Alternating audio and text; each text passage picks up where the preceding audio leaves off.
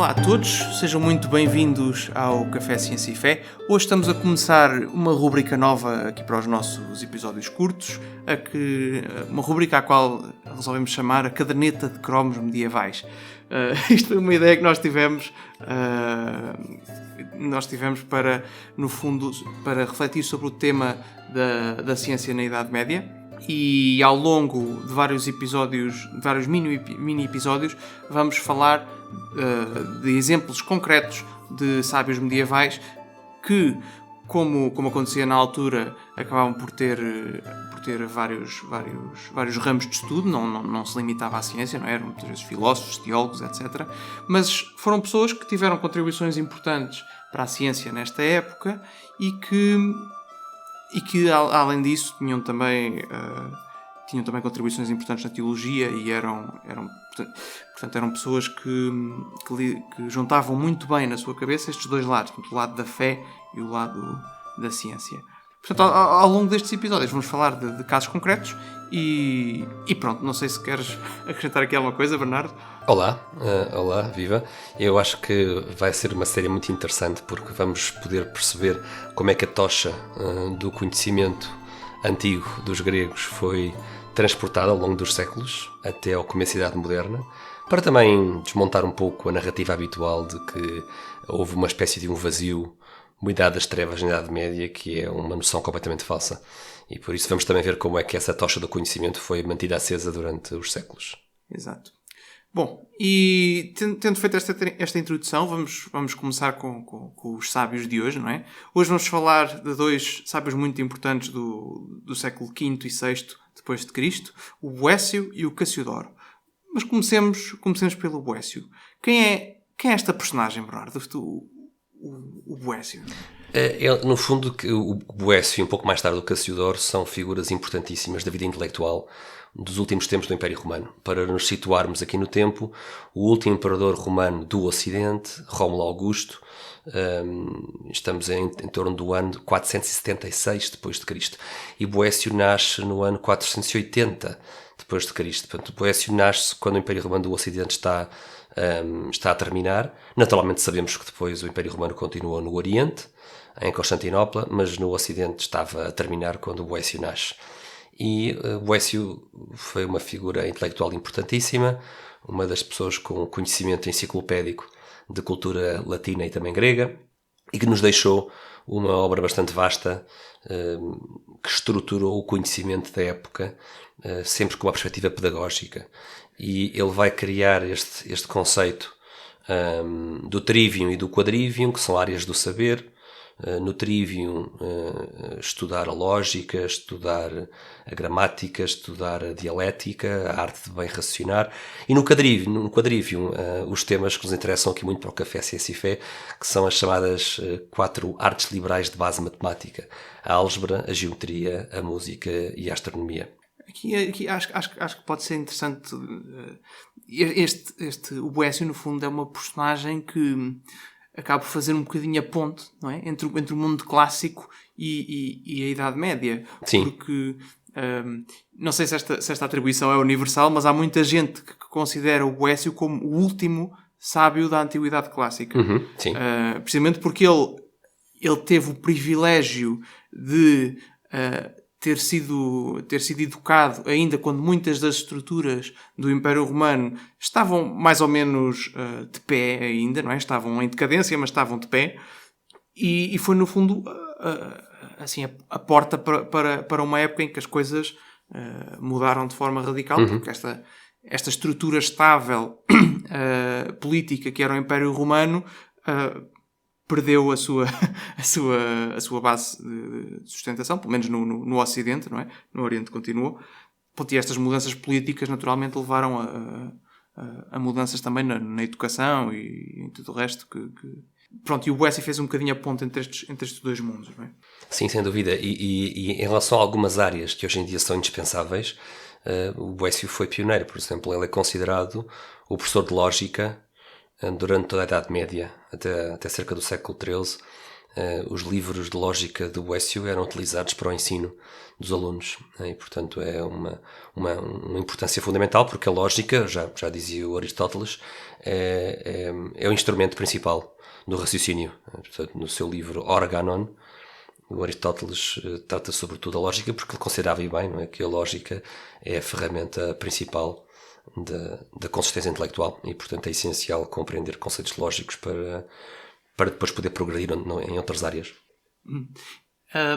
Em relação ainda aqui ao Boécio, nós se calhar explicávamos um bocadinho por que motivo é que nós o selecionámos. Portanto, ele, além de fazer esta ponte, era uma pessoa que tinha a profunda convicção de que o lado intelectual, portanto, da lógica, da razão e dos estudos do mundo e o lado religioso estariam profundamente unidos. Portanto, ele não via contradição entre estas duas coisas. E com base nisso, há aqui duas obras dele que nós gostaríamos de comentar um bocadinho. Portanto, uma delas é o De Trinitati, não é? Em que ele tenta, de forma filosófica e rigorosa, defender a ideia de que Deus é uma trindade, não é? Nós não poderíamos entrar em detalhe aqui porque isso levaria-nos para vários episódios. Mas no cristianismo nós acreditamos que Deus é só um, mas que esse um Deus são três pessoas. E o que ele fez foi, com base na filosofia, o que ele tenta fazer nesta obra é, com base na filosofia, mostrar que ser um Deus com três pessoas diferentes não é uma contradição lógica. Precisamente por haver uma distinção entre o conceito de pessoa e o conceito de substância, mas pronto, isso são detalhes, não é? E é um tema que ainda está bastante vivo, ainda hoje em dia, filósofos contemporâneos quer atacam, quer defendem esta questão lógica da Trindade. E convém também fazer aqui um curto parênteses, que os católicos não inventaram esta doutrina da Trindade, porque se o tivessem feito, teriam estado a criar um problema desnecessário. Esta doutrina não é uma doutrina que se descobre ou que se inventa, é uma doutrina que no fundo é revelada especificamente por Jesus Cristo, que é quem nos fala do Pai e do Espírito, e no fundo este mesmo Deus no qual existem três pessoas. E o Boécio, neste esforço de fazer teologia, o que é usar a razão para compreender Deus, não é? Theos Logos. Analisa a doutrina da Trindade e defende-a com o objetivo não de a demonstrar como, digamos, algo demonstrável, por assim dizer, mas pelo menos para a defender de quem a critica por ser contraditória, para eliminar essa acusação de contradição lógica na Trindade. E, portanto, escolhemos-lo por isso mesmo, porque eu acho que é um bom exemplo para este nosso desafio aqui no Café de Ciência e Fé, não é? de dizer que a ciência não tem problemas de café. No fundo, é a nossa missão aqui no Café. Exato.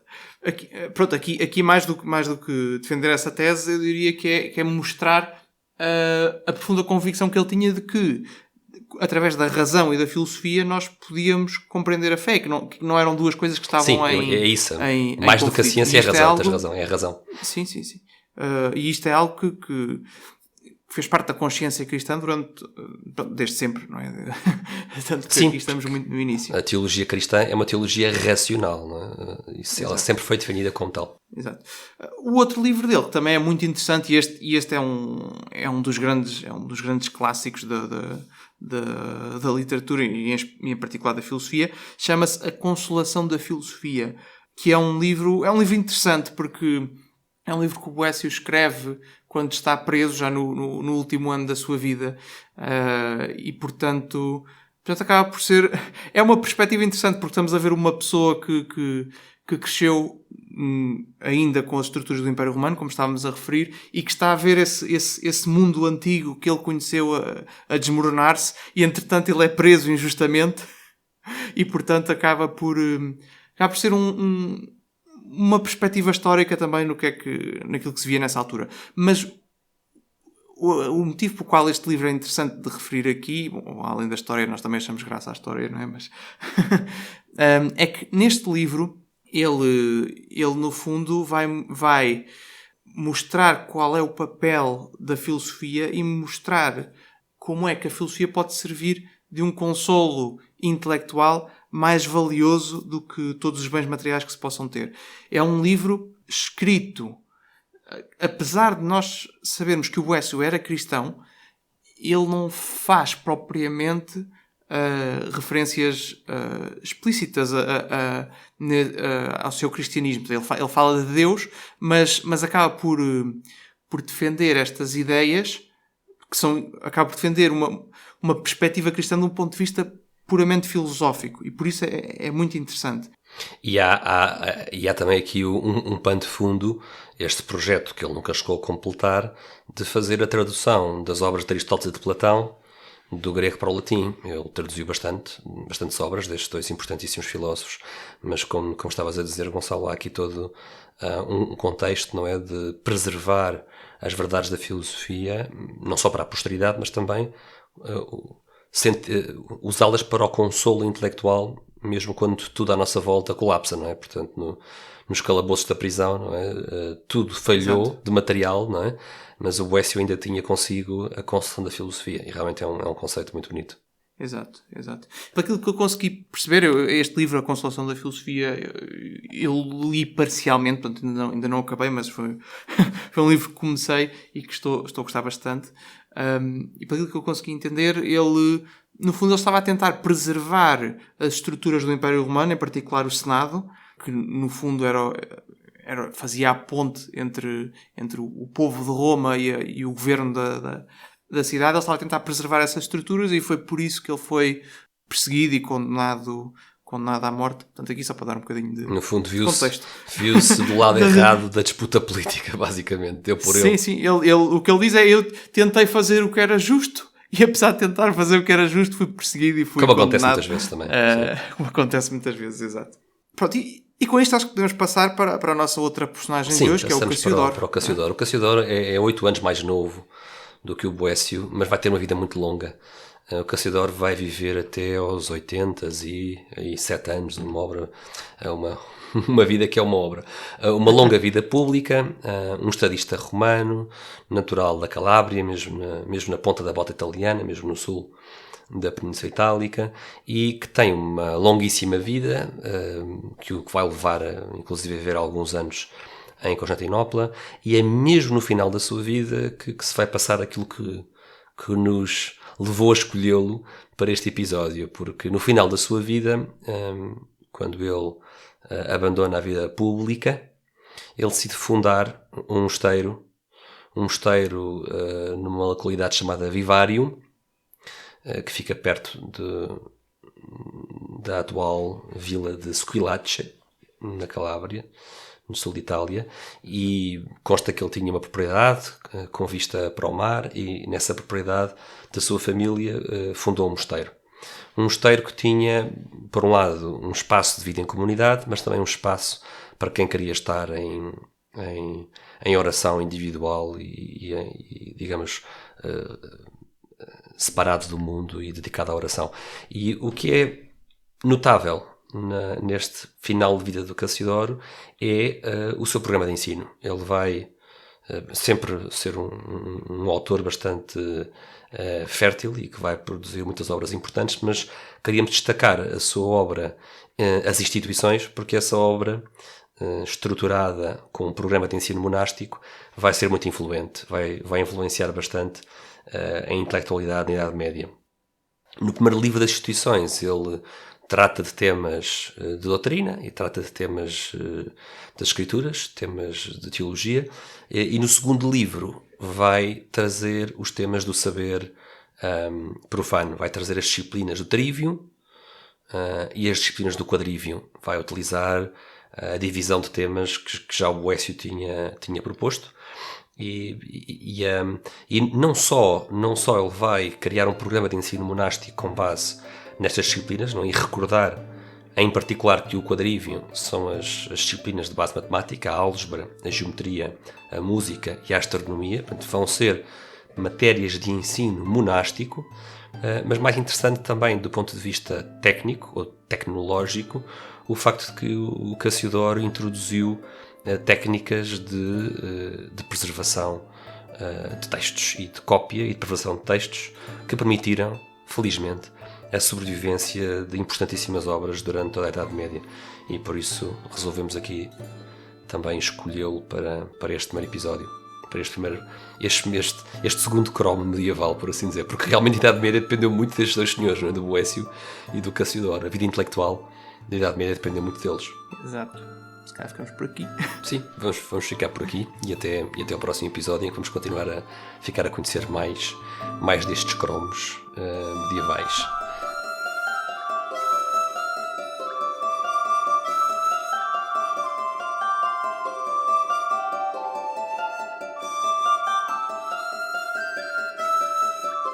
E foi o final deste mini episódio do Café Sem Ser Fé, desta nossa nova rúbrica dos cromos medievais. Esperemos que tenham gostado. Esta rúbrica volta em breve com mais sábios medievais, pessoas que tiveram um papel importante na Idade Média, especialmente ao nível do desenvolvimento da vida intelectual. Com isto, não se esqueçam de pôr like, pôr gosto, partilhar, comentar, enviar-nos o vosso feedback através das várias plataformas em que nos acompanham. E o Café Sem Ser Fé volta em breve com novos temas, sempre a mostrar a harmonia entre a fé, a razão e a ciência. Esperemos que tenham gostado. Um abraço e até breve.